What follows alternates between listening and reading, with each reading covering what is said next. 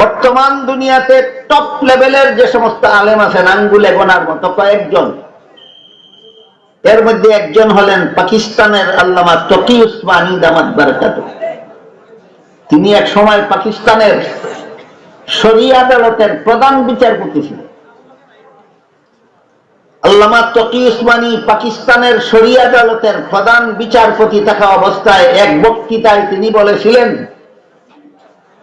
ইসলামী আদালতে চোরের চুরি সাব্যস্ত হলে হাত কাটার হুকুম দেওয়ার দায়িত্ব আমার, কিন্তু আমি বিচারপতি হওয়ার পর থেকে একদিনও কোন চোরের হাত কাটার হুকুম দেওয়ার সুযোগ পাইলাম না, কারণ চোরকে আদালতে হাজিরই করা হয় না, থানায় পুলিশেরা ঘুষ খাইয়া চোরকে ছেড়ে দেয়।